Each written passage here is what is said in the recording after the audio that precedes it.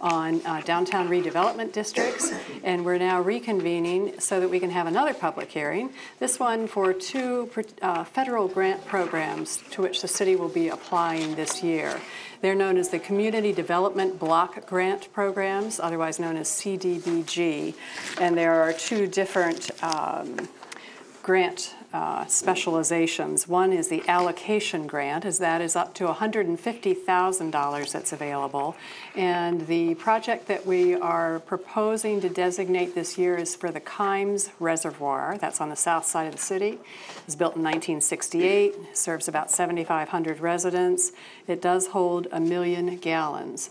Our Director of Public Works, Mr. Andy Stone, mentioned this when we were on the infrastructure tour with council members on Saturday, saying that when they had the opportunity to drain the Kimes Reservoir a few years ago, that it was in the interior portion of it was in relatively good shape. But there is some patching to do on the exterior, and also some roofing work to do, as well as mechanical work that needs to be completed. So that would be the application for the allocation grant. The other grant program is the Critical Infrastructure Program, and this is proposed this year that the city use that to purchase what's called dewatering sludge equipment. And that is equipment that's used at our wastewater treatment facility. We have been contracting out the equipment, so we've been, in a sense, renting the equipment to dewater our sludge so we can basically dry it out before we spread it on the fields. And purchase of the dewatering sludge equipment then would allow the city to save money if they were able to spend the grant funds for the purchase of the equipment, and then they wouldn't have to rent the equipment out in the future. So if we have any comments from council members or comments or questions from the audience, now would be the time to do that. Yes, Councilmember Reisner. I just want to say, I think, speaking to the Kimes Reservoir, since that's in my ward, 2nd Ward, and so many of my residents depend upon that reservoir for their water supply. I don't know how many people realize that when the water is pumped from our water treatment facility, from the well field, it goes through the pipes, but it doesn't go directly to your home. It goes into reservoirs where it's stored, and then gravity helps to feed it down to the various residents. These reservoirs are absolutely critical. So it's something very important. I'm very pleased to see this going through. Okay. Yes, did you have a question? If you want to come up to the podium and just announce your name, and if you have a question or comment. If you have a question, we'll try and answer it. We hope. I'm Cole Behrens. I'm a student here. I just want to know, my first question is, what is the name of this reservoir and how do you spell it? And then my second question is, can you explain the process of desludging to me? Sure. That'll be, we'll make that a collective effort. Kimes Reservoir is located on the south side of the city, and it's spelled K-I-M-E-S.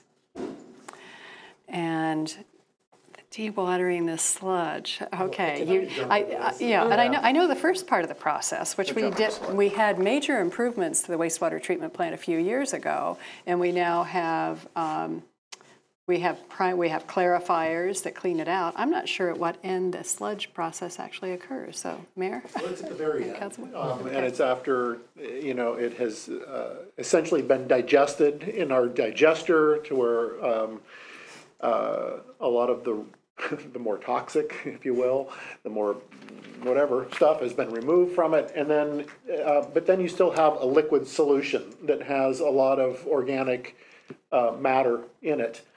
The city, we used to field apply our sludge. We would truck it to a field that we own and use it as a fertilizer to spread in the field, and at that point it's fine.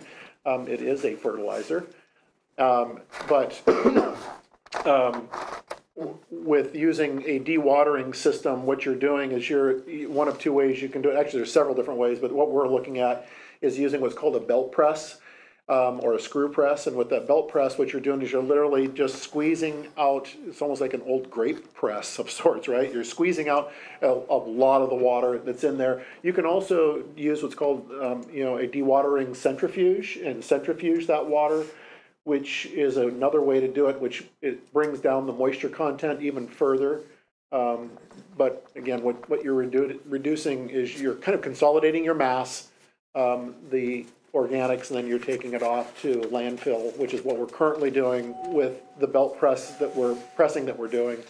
It's kind of turned into pancake and then sent off to the landfill. Councilmember Butler, do you have any other No, information? I think the mayor did a phenomenal job there describing it. I was going to acknowledge the part too about the land and that it's become more challenging over the years, according to the Public Works Director.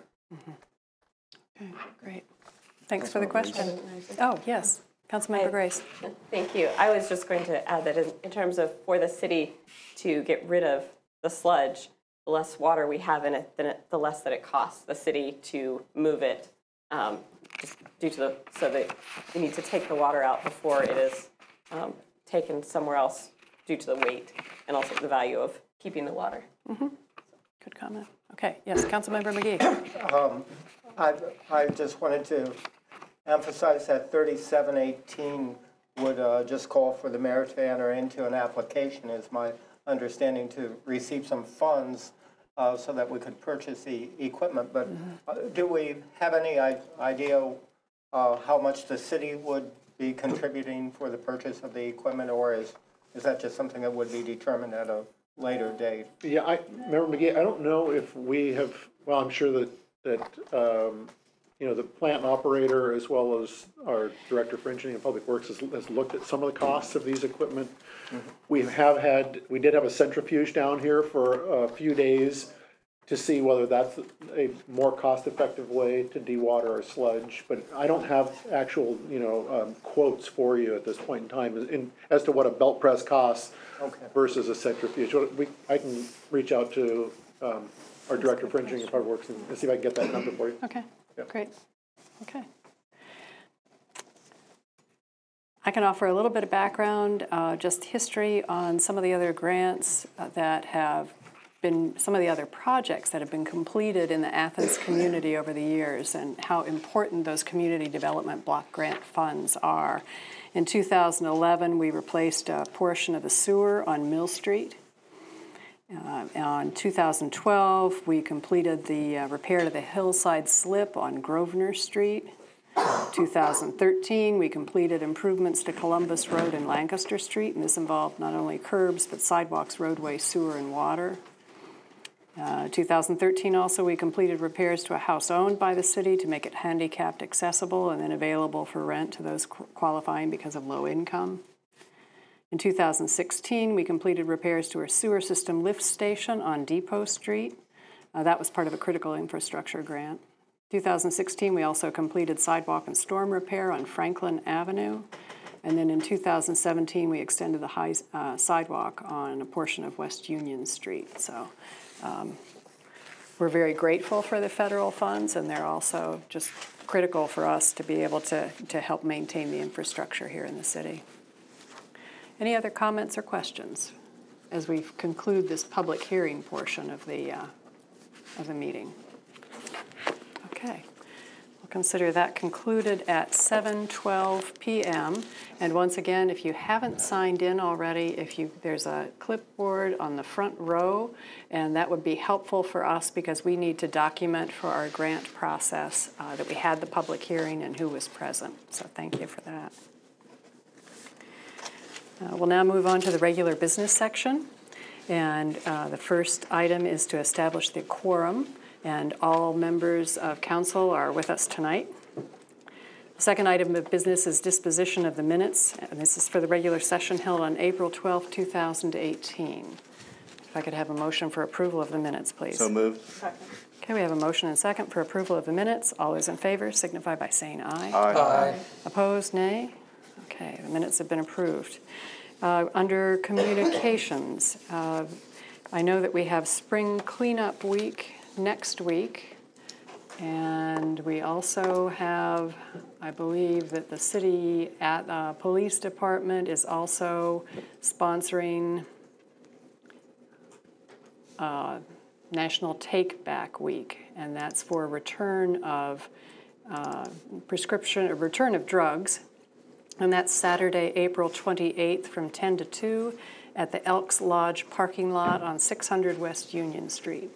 So both of those community events. And we do have Beautification Day coming up. Actually, there are Beautification Day activities that have already begun. They started with a scrap tire pickup at the Wayne National Forest on Saturday. They're continuing each night this week.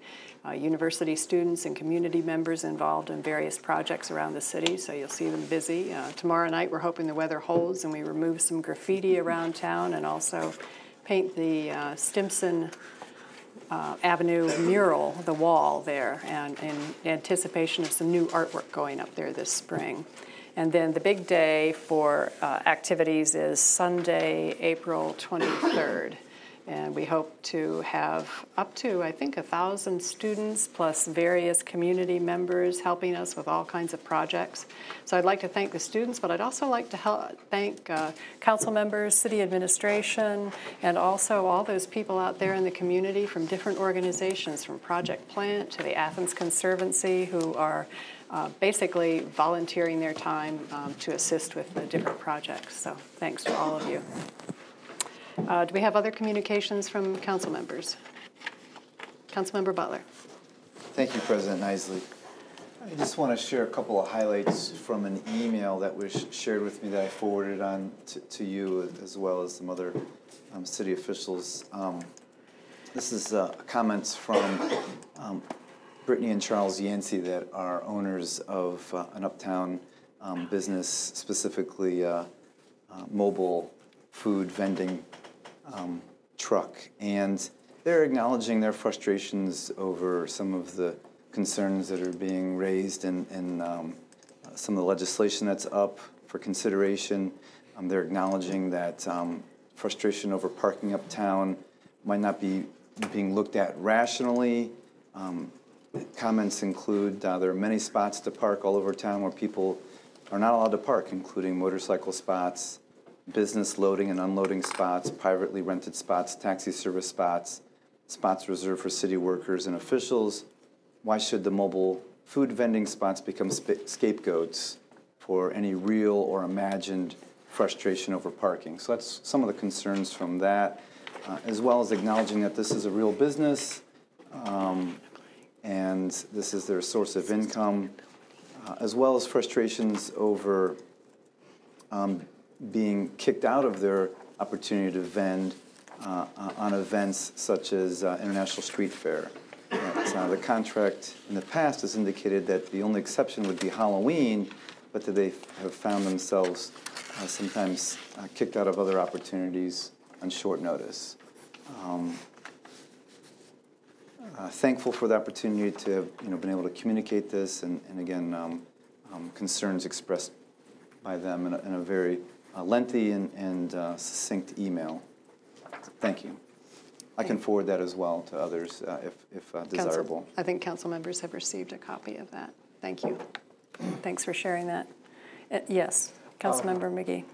I just wanted to add, since the last meeting, I've had several citizens make the comments that from the other perspective, they don't understand why the parking spots are reserved until 4 o'clock if the vendors are serving the community lunches when we have so many vacant parking spaces till 4. And people have asked me to reduce it to perhaps noon. I've indicated that at this point in time, that's not the time to do it, but I do want the council to be aware of there's a different viewpoints on this as well. Thank you. Yes, Councilmember Crowell. Just on the same subject, I received an email not too long ago, about 40 minutes ago, from the owners of Village Bakery expressing support for the mobile vendors in the city. They don't have a lot of very specifics, but they do hope that the council can seek solutions that promote a diversity of dining options and a lively food culture throughout the city of Athens. And I'll forward that to council. Great. Thank you. Thank you. Any other communications from council members? Okay. We'll move on to reports and communications from other elected officials. Law Director Eliason? Auditor Hecht? No report. Mayor Patterson? I have several things I want to bring forward, and some of these, President Nisley is kind of just give a little more clarification on some of the things that you'd mentioned associated with Athens Beautification Week and Beautification Day. This week, Joint Police Advisory Council is hopefully, weather permitting, going to start and working with TAG, the Target Area Graffiti Task Force, Tuesday, tomorrow, April 17th at 5 p.m. at City Hall to go around and remove graffiti until 7 p.m. But the rain date for that would be Thursday, April 19th. So just so people are aware, and we're looking for people who want to volunteer their time to help that become a reality. The other thing is Spring Cleanup Week. As you mentioned, next week it's the 23rd through the 27th. I do want to make sure everyone is aware that the city will have dumpsters down at the service garage. That is at 387 West State Street. The hours for those dumpsters are 7:30 a.m. to 7 p.m. You do need to bring proof of registration. Household hazardous waste such as paints and solvents will not be accepted in those dumpsters. People can also put out more than their allotted bags of trash next week, or the 23rd through the 27th as well. If you have large items, though, you will incur a large item fee. Large items such as a mattress or a sofa or something like that. There is, again, an additional charge for large items like that.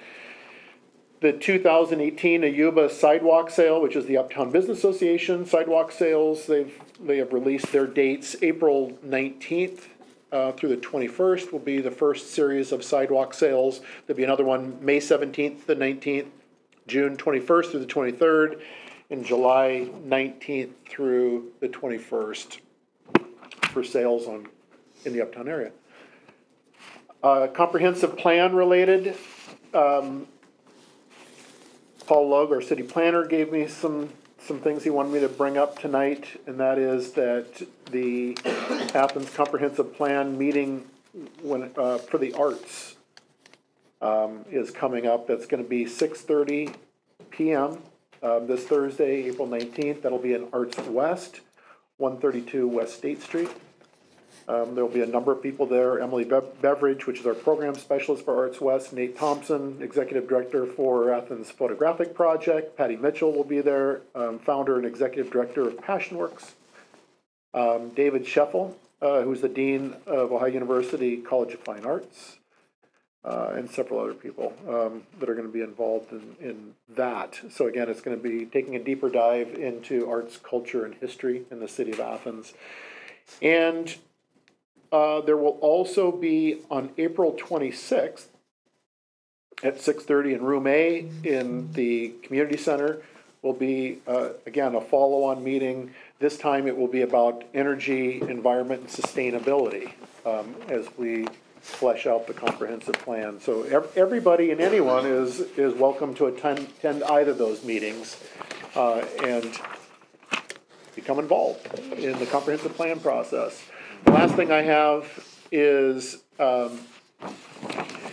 on April 26th at 7 p.m. at Arts West is come out and meet our new poet laureate. Carrie Gunter Seymour will be there. You'll be able to hear her poem or poems, there may be several, as they pertain to Athens. So she'll be reading poetry. There will also be wine and food there. So, again, Arts West, 123 West State Street on the 26th of April, which is a Thursday. That's all I have for announcements. Okay, we'll move on. We now have ordinances for third reading. The first one being Ordinance 3618, an ordinance authorizing the mayor to submit an application and enter into an agreement with the Ohio Development Services Agency for Community Development Block Grant Allocation Program Funds for the program year 2018. This is introduced by Councilmember Butler. Thank you, President Isley. I would like to make a motion to adopt Ordinance 36-18. Second. Thank you. We did discuss this again earlier this evening at our public hearing. We have, this is third reading. I would like to acknowledge similar and echo what President Isley acknowledged, which is that this is a very old structure which is holding 1 million gallons of drinking water. We heard the concerns from Councilmember Reisner as well, supplying water to the south side of town. It was constructed in 1968. Additionally, the needs include exterior patching, crack filling, roof sealing, and some miscellaneous mechanical work on this. And this is a priority project deemed by the city and would be, the allocation funds would permit up to an eligibility of approximately $150,000. Okay, thank you. Thank you. And we have a comment from the mayor. I just want anyone who's watching tonight or anyone who's here to know this, that there's not like some level of impending danger or doom with this reservoir. It is a vitally important reservoir. This is allowing us, though, to do some preventive maintenance on that particular structure, in particular on the parapet on the building, or the reservoir itself. It is an old reservoir. In talking with our city engineer, when they did do an inspection of the inside of the reservoir, they had never emptied the reservoir in its entire existence, at least as he knows it. And when they did the inspection inside, other than, again, some preventive maintenance that needs to take place inside, the reservoir was in surprisingly better shape than he had expected it to be. But this is important, that we make some repairs to the building and preventive maintenance.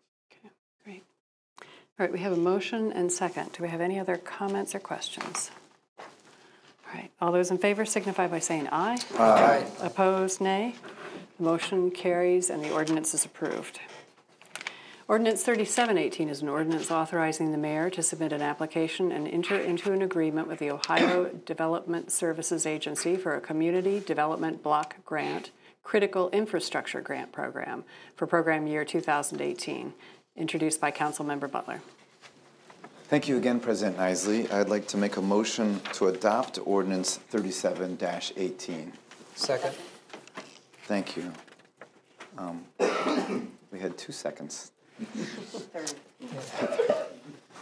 Again, similarly, this was discussed at length, and we had a really good description and update and definition from the mayor regarding the dewatering process and the challenges that are associated with that, and information from the city Public Works Director. He is acknowledging that the City of Athens wastewater treatment plant currently processes an average of 2.2 to 2.7 million gallons of sludge each year.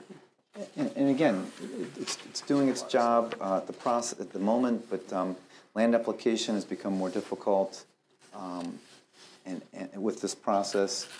Hence, moving forward with the potential dewatering equipment would aid and assist the city in the long term with saving money. This would permit approximately up to $300,000 worth of spending. Thank you. Great. Okay, we have a motion and second for approval of this ordinance. Any other comments or questions? Yes, Councilmember Katsas. Thank you. Yes, and just kind of thinking forward into the future, and during the streets tour that City Council did on Saturday, Public Works Director Engineer Stone mentioned that City of Athens is not driving the county project where we're talking about linking in and hooking that rural sewer into Athens, but if this is something that happens moving forward, I think it's better for us to own our equipment than to rent the same equipment 2 times as much as what we currently do. So. Okay, great.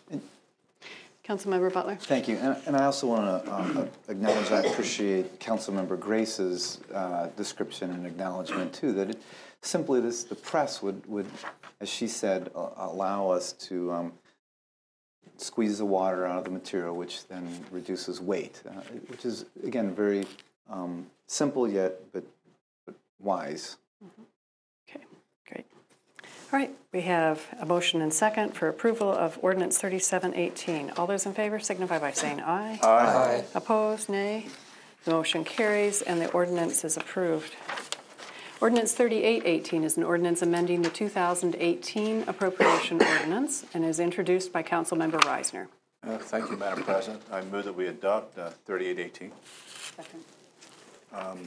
This is our third reading. We've heard the story behind why this appropriation was necessary. I can read Section 1 once more since this is an appropriation. The 2018 Appropriation Ordinance 15017 is hereby amended by appropriating from the unappropriated balance the sum of $30,000 to Stormwater Fund 755 TC 300 for professional services associated with stormwater inspections, GIS mapping, and increase the total appropriations by said amount. Okay. All right, we have a motion and second for approval of Ordinance 3818. Any other comments or questions? All those in favor signify by saying aye. Aye. Opposed, nay. The motion carries and the ordinance is approved. Ordinance 3918 is an ordinance waiving the residency requirement for the appointment of a new service safety director. This is introduced by all council members. I'll speak to it, Madam President. Thank you. I move that we adopt 3918. Second. Section 1, pursuant to Ohio Revised Code Sections 735.01 and 737.01, appointment of Andrew Stone, the residency requirement of the Service Safety Director is hereby waived during the employment with the City of Athens.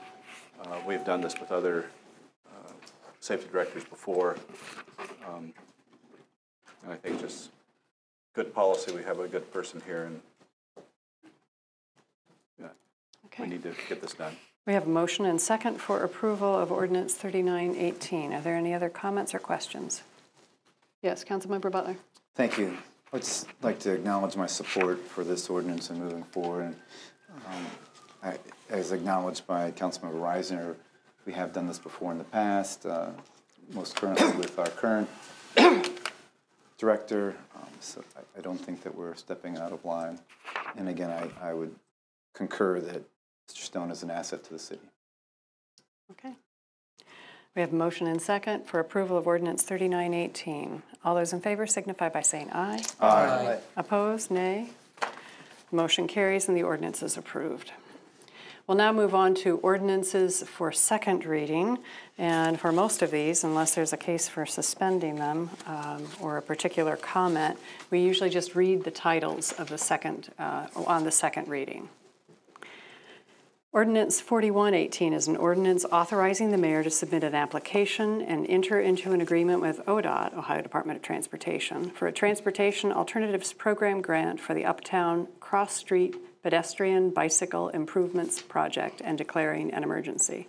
This is introduced by Councilmember Katsas.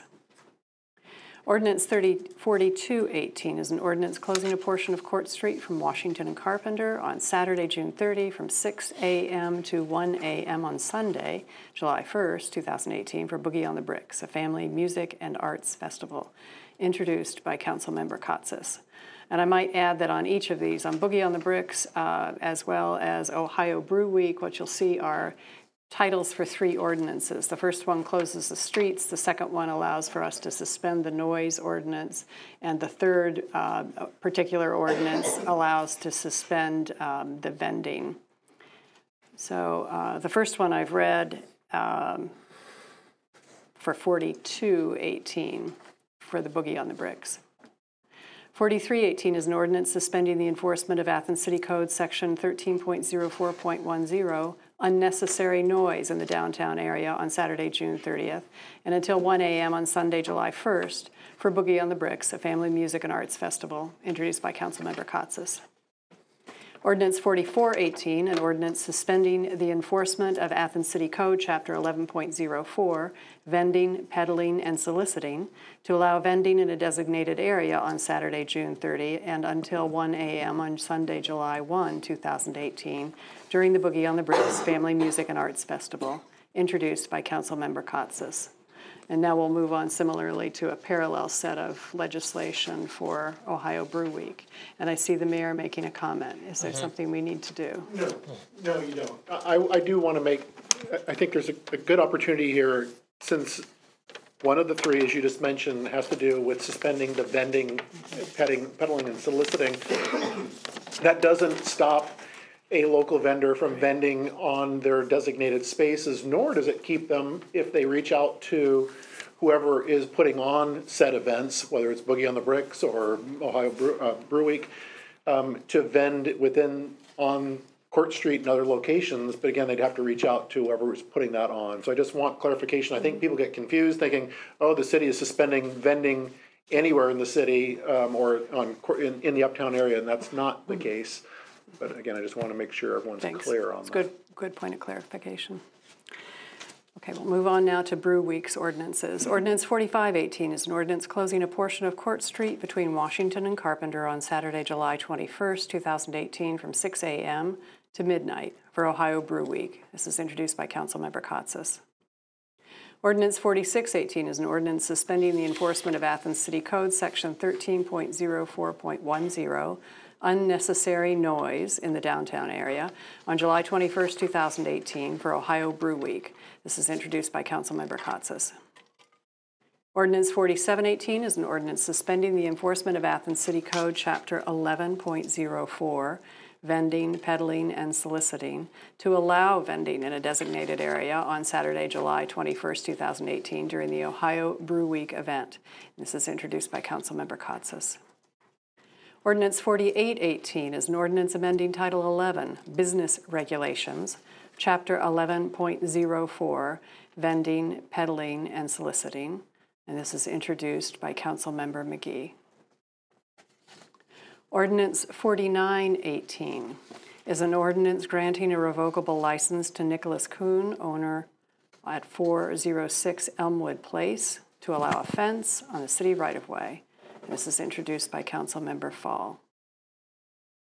Ordinance 5018 is an ordinance authorizing the mayor to enter into a mutual aid agreement with the Ohio Water Wastewater Agency Response Network and is introduced by Councilmember Butler. Ordinance 5118 is an ordinance declaring certain items no longer needed for a municipal purpose, and this is introduced by Councilmember Butler.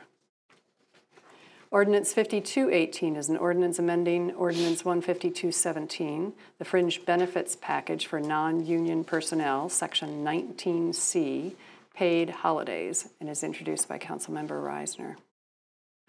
We'll now move forward with a few ordinances for first reading, several of which will need to be suspended tonight because of time constraints or other reasons. Ordinance 58318 is an ordinance authorizing 2018 street paving and repairs. This is project number 319 and is introduced by Councilmember Kotsis. President Nisley, thank you. And yes, project 319, this is our annual street paving repairs that will be happening, probably starting these in the summertime, somewhere in July, is my understanding from Engineer Stone. This year we're devoting $700,000 to paving streets. Not all of that's coming from the city. I will go down through the list. $150,000 from Street Fund 220. The same amount, another $150,000. Let's see. This is from Street Rehabilitation Fund 572 TC 500, and then the larger pot is $400,000. And this is coming from an OPWC grant. And I had a quick conversation with President Nisley after the committee meeting last Monday, and she made it known that she had never seen that the money coming from OPWC going into street rehabilitations, into the paving. And it's actually because we are going for West Union Street this year, so that is a larger major arterial street that is that does qualify for these funds. So that is how we're able to leverage these dollars that aren't city dollars to do this. During the street tour that we took that I mentioned on Saturday with Andy Stone, he did provide us a list of streets that are going to be done. It's a long list, and I don't know if it's completely set in stone yet. I know that there's some alternates. I know that the press also called and spoke with me today, and also Engineer Stone, so I know that that is coming very soon. So we will, to be continued, but $700,000 is more than what we've ever, I believe, invested into our annual street paving fund. And you got a couple of comments. Member Reisner. Yes, unfortunately, I missed the tour Saturday, and I regret that. But do you have any idea how many feet or miles of street this amounts to? It seems like a pretty long list. I do not know. That was a question that was asked just today, and I don't know if we have. I don't know if the mayor can help with that number. I can't in terms of getting that. We will get that. You know, I did mention this, I think, at the last council meeting, and that was that we increased from 2016 to 2017 by, I think we paved 9.7 miles of city streets in 2017, where the year before it was 4.6 miles of street, I believe. So we have increased it. I do want to make a point of clarification, too, because council asked me this last time we met, and that is, is this more than last year? And I indicated that it was not. But what I was referring to is it was not more than last year when you looked at TC 220 and 572. Last year it was $550,000, but that didn't include OPWC monies. That this year it does, which pushes it up over.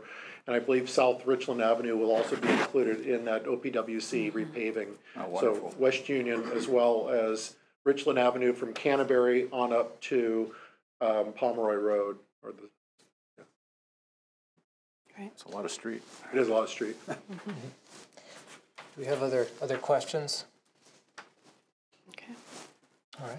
All right. Thank if I you. may, I'm sorry. Thank you. Member Butler. Thank you. Just briefly, I will acknowledge that this seems like an aggressive agenda for paving, which I support and applaud because many of us have received feedback about the concerns of the state of affairs pertaining to our streets specifically. So I think this is a step in the right direction. Thank you. Mayor. I may be coming back with an amendment to council on this particular piece of legislation because we are currently in conversations with Ohio University. Ohio University is interested in partnering with us because what it'll do is it'll bring down the cost of asphalt if we buy in larger quantity as OU looks at doing their street repaving on their city streets. So just be aware that depending on how this goes, I may have an amendment that includes Ohio University into this piece of legislation as a partner. Again, it'll bring our costs down. The more asphalt we're able to purchase in bulk, the less it costs. Okay. All right. All right. Thank you. We'll move on now to Ordinance 5418, and this is an ordinance authorizing a pilot residential curbside compost project and is introduced by Councilmember Butler.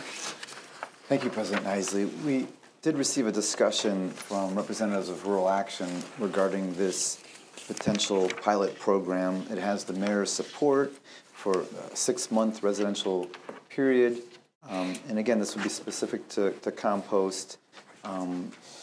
There's a request for approximately $46,000 from the garbage fund. Thank you. Okay, thank you. Yes, Councilmember McGee, do you have a question?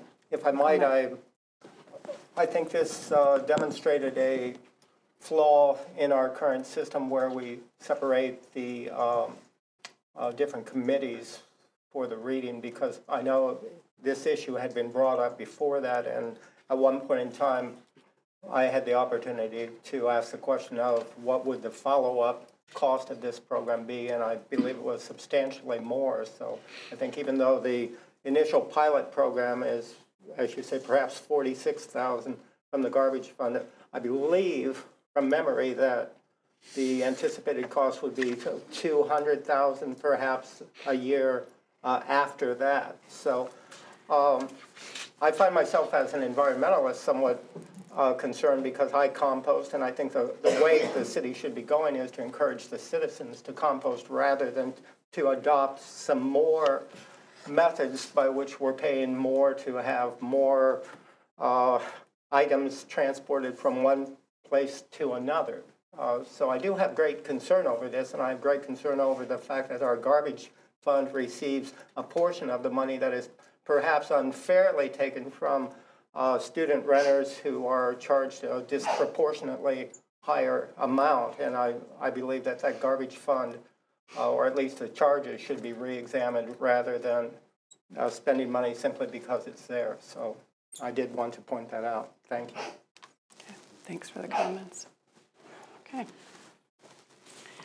We'll now move on to Ordinance 5518, and this is an ordinance granting a revocable license to Thomas Parfit, owner at 134 Columbus Road, to allow parking on the city right-of-way. This is introduced by Councilmember Fall. Thank you. This has been signed off by city administration. It's for a 10-year revocable license for said property. So, thank you. Sexy. Okay. And any other, we don't have any other comments or questions or discussion at this point? Okay.